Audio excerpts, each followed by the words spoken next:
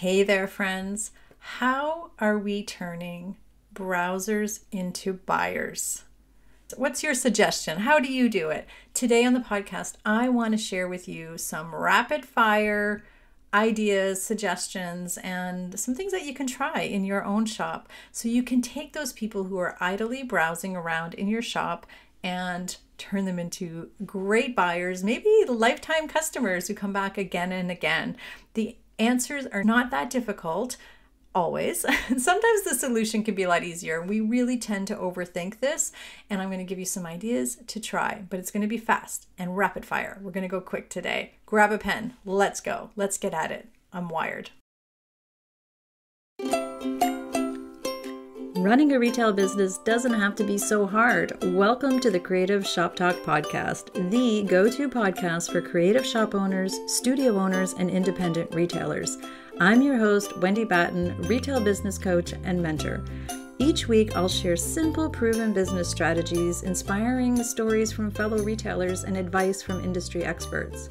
Together, we're going to work to find the success you want from your retail business with more profits in your till and a little more joy in your life.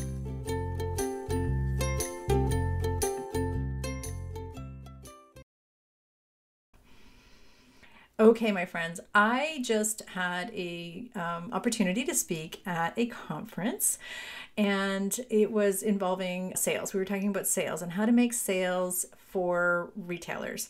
And one of the questions that came up was turning people from browsers to buyers. So I thought, we kind of went on this really big, awesome conversation at the conference. So I wanted to bring that to you today. Some of the suggestions that I gave that seemed to work really and resonate really well with some of the retailers that were there. So it's hard, right? Sometimes they come in, I'm just looking. Now we have shared on the podcast some great ways to have icebreaker conversations, and I'll share some of those podcast links with you here. Also, recently I just did a podcast, episode 103 on your silent salesperson, and that is about having great signage. And that actually is a really good podcast to go listen to help increase your average order value and to increase the buying. That will definitely be one to listen to. And again, that's just using things like staff picks and staff favorites and turning people again from browsers to buyers. The first thing that we want to talk about before we even discuss browsers to buyers is conversion. And that's what we're talking about today. I know a lot of us don't use that lingo, but really in the retail world, a customer walks across the threshold, comes into your door, comes to your shop, 10 people come into your shop. What is the conversion rate to buyers? This is one of the metrics that we really should be measuring, because we don't know if we're really leaving money on the table with just a lot of browsers. So for every 10 people that come into your shop, how many are buyers? Is it 5? Is it 8? Is it 2? What is that? And that's the number we want to try to increase. We want to go from a 20% conversion to a 90% conversion. And I know it sounds like, a lot of math, and everybody's like, I don't want to do the metrics, but this is where the magic happens. You guys, you work so hard at marketing, trying to get people into your shop. We do all the things, right? We stand on our head and do TikTok and whatever you're doing to get people's attention, to get them to come into your shop in the first place, whether they're stopping by, whether they come in for purpose, no matter how they ended up standing there in your shop. It is so much easier to sell to an existing client than try to bring in more people. So we have these beautiful people standing here in our shop. How do we turn them into buyers? So we want to start with understanding our conversion rate. And that is understanding and counting. There's no way to look at that on your POS system, so don't even try. There's no report that tells you how many people walked across the door, unless you have there are door counters and that kind of thing. But most of the retailers that I work with, and what we talk about inside my Retailers Inner Circle, is literally counting people. If you can, just for a couple of weeks or a period of time, count the people coming in, and then look at your sales at the end of the day. How many people bought? That we get from our POS system. So if 10 people came in today, how many people bought? How many sales were made? That's what we call our conversion rate. Our intention, our goal, and in order to know if these things I'm going to share with you really quick today are working, is if we measure it. We can't grow what we don't measure. We can't grow what we don't measure, right? So I want you to think about paying attention to your conversion rate. And people get squirmy sometimes. My retailers get squirmy when I ask them to do this, but really just do it a couple of times or do it over a week and figure out your conversion number. How many people are coming in? How many people buy? Super simple, right? You can do it manual. It's not that complicated. Unless you have a really busy store, I don't recommend starting it on a big busy event day, but you can do this. Everybody can do this. I promise you. And if you can't reach out to me on Instagram or reach out and find me and we will figure out how to help you do your conversion rate. We also have a podcast all about the conversion, the numbers and the metrics that you should be measuring, and we'll link those in the show notes as well. So we now know our conversion rate is whatever it is. And before you ask me, there are different conversion rates depending on where you are. I want you to think about a mall traffic versus if you're out in the boonies, right? There's a different people that drive all the way to your shop, park their car, get out, come in. It's a different probably conversion rate than somebody who is in a mall or a really busy high traffic area with a lot of people coming in that might not be intentionally coming in. So conversion rates, your conversion rate is your conversion rate. Don't compare with others, okay? We want to increase your conversion rate. So we want to take, if there was 10 people coming in and you've been averaging only, maybe 8 or 7 people buying, that's a 70% conversion rate, let's say. We want to move you up. We want that. We want to gamify it. We want to look at what we're already doing, not more marketing, out externally getting people in because they're in front of us at the shop, right? We want to figure out how to turn them from browsers to buyers. So I'm going to throw some ideas at you today. I hope that this will help. I hope it lands. I want you to think about with your team, with your people, with your biz BFF, with your community. If you're in the inner circle, ask us. We'll brainstorm together ways that you can do it in your shop, things that might work for you internally. And I know we're always paying attention to what we're doing in our shop, but I really want you to gamify this and how can we increase our conversion rate. I also want to caution you not to guess at your conversion rate because it's always wrong. I have yet to work with a client who has guessed spot on to their conversion rate. So they're always off. So it can be very eye-opening. It can be a good eye-opener. And even that, we can always work with even good numbers, but people are always off. So the first thing I want to talk about is understanding why people buy, right? Why do people buy? It's because they feel good. It's because they want to get something. They aspire to feel good or look good, or depending on what you're selling, they aspire to be something. So let's really pay attention to their needs, which I know you do, but I want you to think about why they wouldn't buy. So they've come into your shop with intention. You don't walk into a shop generally unless you have some kind of intention. So the first thing is, if you are the go-to for something, which I hope you are. Let's say it's books or paint or chocolate or decor, maybe your yarn or ceramics. I don't know what your thing is, but we want to make sure the very first thing is that if I've walked into your shop and you're the yarn shop or the book shop, that everybody in that shop who is serving me understands the mission. They know everything, they're on board. We can't just, the days of having just somebody sitting at the cash chewing gum saying, yep, go on, browse, that is not going to help your conversion rate. So I want you to think about that.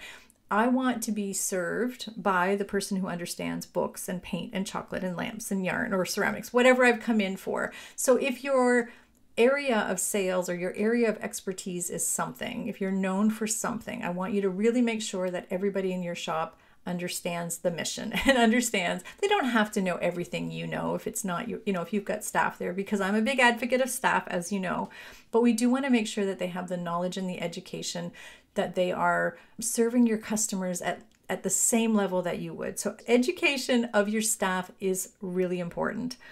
The next one is a weird I get a lot of tension about, or a lot of resistance about this. Number two is having a flexible return policy. This is going to break down a barrier of sales. One of the things we are doing is leaving money on the table if we do not have an open return policy. And I understand. I can hear you now.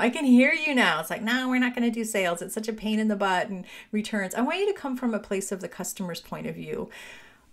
Of course, they're not going to invest if they're not sure. Why are you punishing them for a bias that you have about something that might or might not happen? I want you to think about that. So if we are worried about customers, messing us about or being returning without cause, that's only going to happen a little tiny bit of time. I guarantee you it's not going to be the norm. You're not curating the right customers if that's the case. But what we'll see, that's the cost of business occasionally. You're going to have somebody who just wants a return, and that probably person would do it anyways. But what you are losing are those people who are hesitant. They're not quite sure. They might want to buy. A good example is somebody's, if you're painting a kitchen and they're not quite sure if they should buy 3 or 2 or 1 can of paint, buy 4 and return whatever's left. So I want you to really re-examine the reason that you don't have a return policy. I do understand for those of you who do maybe one-of-a-kinds.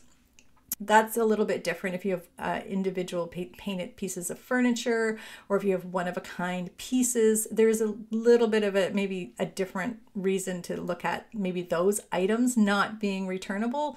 But for the most part, the majority of the products in most of the stores of the retailers that I work with should be returnable. That is going to break down so many barriers of buying and turn people from browsers to buyers. So I want you to think about that and be open to that. Lots of discussion around there sometimes. The next thing is product hesitancy. So that is real. Like they are not sure that this is for them, right? Whether it's, a new type of book or, again, a new type of paint. Let's go back to the chocolates. It's a different flavor of chocolates, or it's a unique looking decor item, or it's a new type of yarn that they're not used to, or it's an interesting, trendy kind of ceramic. I don't know, whatever we're doing, whatever you do in your shop and your specialty shop. New product hesitancy is real, especially if you're bringing something new in. So I want you to think about showing them the value and how it can improve their life. That sounds very dramatic, doesn't it? How can it improve? What's in it for them? I want you to think about it from that point of view. So a lot of the things about that is like making it easy for them to understand how this product is going to work and make their life better. It's going to be a great product for them to buy, to give as a gift, or it's going to be an amazing tasting chocolate. So this is why we have samples. This is why we have, things they can touch and feel and try. And we want to really remember that. I love to say, I love to look at samples in different ways, like how they can use their jewelry, how you can use this yarn differently, how this trend is on, this ceramic trend or this new color trend is trending and it's popular. I want you to be thinking about their point of view and having those words if you need to just use those words. And I also want you to have samples and demos and free demo days. And people love to see. So we want to show them, not just tell them. So I hope that makes sense. We want to have testers out if we can and let them try the paint and touch things, whatever it is that you're selling. It always sounds funny when I say that. But, we used to always have a board that would say like, touch these samples. Like it would be like part of talking about silent salesperson. We used to have a sign that said, touch these samples. And like you'd see people standing there and then they would like touch it because the sign said to touch it. So they would touch it. And then they would be like, oh, these are really cool. It was for painted different types of paint and wax and different types of finishes on paint pieces. So we want to think about making sure that we have lots of that going on in our shop, lots of actual demos and lots of just being able to explain to them why this is really a cool product. So we want to really think about each product or each new thing in your shop that you bring in, we want to make sure we have signage, we want to make sure we have samples, we want to make sure we have the verbiage. I guess that's the word I'm trying to think of, verbiage, to speak to them about how cool this product is. And we want to practice that. We want to practice the yeah and answering the yeah buts. They're going to be like, yeah, but I don't know about that trend. We want to have an answer to that. I'm not really sure about this new color, collection, or this new book, or this new flavored chocolate. Let's have an answer already practiced for that. We want to have the verbiage already in place and practice that with your staff. So I know, again, it sounds funny, but this is breaking down that barrier of turning them from a browser into a shopper. They're going to trust you. They're going to feel better buying from you because you've just explained to them all the cool reasons why. So another thing is, people want to feel confident about these new products, or every product in your shop, when it's applicable, when it makes sense. Obviously, have explanation videos or next level education about it. This is a really easy thing for most of us to do. So if you are a bookseller, maybe you have a little QR code next to the book that sends you to the author's page, or the author's other books that were really popular. If you're a home decor, if you're in a home decor and you're selling beautiful whatnots and lamps and pieces of furniture, you can maybe send a little how-to video, how to take care of that product or how to display it. If you're selling candles, you could show 21 ways to display these candles. You know what I'm talking about, hopefully.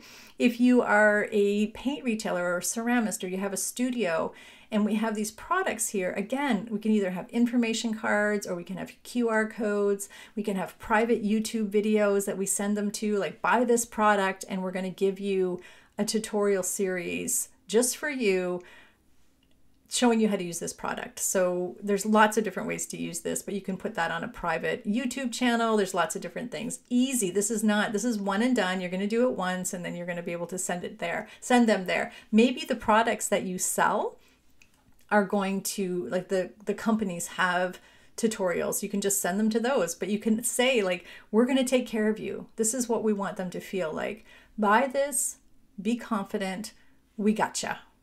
Like, think about it. We just want to make sure they feel really good. So we want them to feel confident. So there's lots of ways. And that actually kind of really wows people too, right? That's a really good thing. Makes them feel really good. So another quick way, and again, I know I'm rapid firing through this and really no order, just lots of different ideas. And a lot of these came up in a few conversations I've had lately. So we also want to make sure, this is a good one. Write this one down. You are the expert in your shop. You are the ceramist. You are the one who knows everything about yarn. You are the home decor goddess, and you are the chocolatier, and you are the paintpreneur extraordinaire, and you know all about books. Whatever it is that you do well. I know you do. And if you're listening, you do your thing well. People come in and they see you as the expert, which is what we want. We work hard at being the go-to, right? But people feel intimidated by that. So if you have a home decor shop and they walk in and your home decor shop is just stunning, it's just beautiful, they're like, wow, she really, like, this lady really knows how to put a room together. She really knows how to do her thing. The same thing with all of your studios and all of the other things that we talked about. They can be intimidated. This is a really big reason for people being just browsers. They walk in, they're just not really sure. There's some good signage around and there's some nice people in here, but I'm uncomfortable. They're already good at this. I am not. They know all about books and I don't. I'm not really sure. I'm uncomfortable. I'm hesitant, right? I'm just a browser. See ya. We don't want that to happen. So what we want to do is show them that other customers just like them love our products. And we can do this in a variety of ways. But one of my favorite ways is to have, a bulletin board or a customer appreciation wall or something showing them that people just like them did this. They love this. We could do it in a variety of ways. I do see a lot of retailers, and we do recommend this, and I teach this inside the Retailers Inner Circle about doing this on social media, sharing your customers' wins and sharing sharing them buying products from your shop and that type of thing. But you can do this in store as well. A simple bulletin board with some pictures of your clients' work, or your clients holding products, or you're asking your clients to send in, a picture of them reading the book, or even at an event, maybe if they have a picture of how busy your store was, during this, and like, look at all the people that shop here. Just bringing it back to comfort level for them. And people just like them come here all the time. People just like them paint at the studio. People just like them have success at the ceramic bar.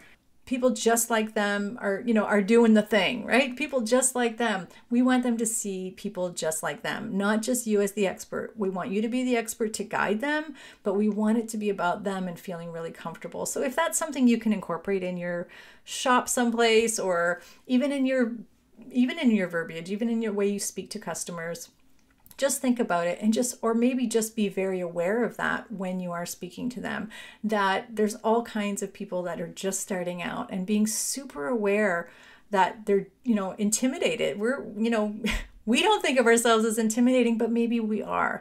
So everybody starts someplace, and maybe that's all you have. You have some signs up. We used to have a big giant sign in our shop that said everyone was once a beginner, and then we had a little story and a motto around that, just as a reminder that everybody starts someplace. So I want to remind you of that.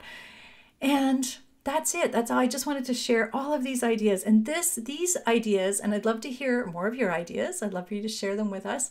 These ideas are just to get your brain going. I want you to think of your own ideas inside your store. What can we do inside our shop to think of how our customers are feeling? What are they thinking? What are they feeling? What are they doing that would make them feel more confident about buying? How can we make them feel more confident? What can we do to remove that barrier? And there's probably a million other things we can share and talk about, but I just want you to think about putting yourself in the customer's shoe and turning them in from that browser into a buyer. And not just a buyer. We want them to be a regular, awesome client that comes back again and again. And I want to double dog dare you to start watching your conversion number and see what happens. Put it out to your team, put it out to your staff. If you're just a one-person show, make it a goal for yourself. Look at your conversion rate, figure out what it is. Try some of these things. Try different things. Like, there's just different things. We're going to try and attach, goals to those things. Like, did this work? Yeah, our conversion rate's going up. Look at that. That's so cool.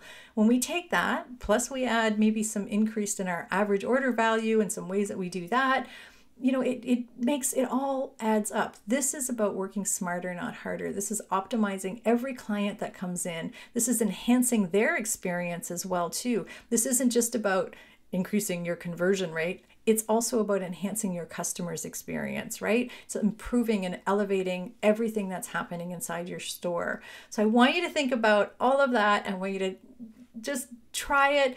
Pay attention to the numbers and the metrics. I know none of us really love that side of that's not the sexy part of business, but I really want you to pay attention to your conversion rate and start adding things into your shop that will turn your customers from browsers into buyers. So thanks for listening, my friend. I hope you found this helpful.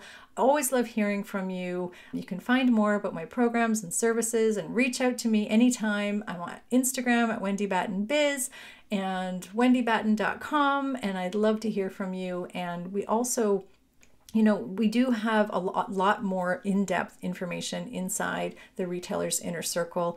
And if you love this type of work and you like knowing about the metrics, I urge you to think about joining us if you're not already a member. Okay, my friends, thank you so much. Have a wonderful week. I'm going to see you next week.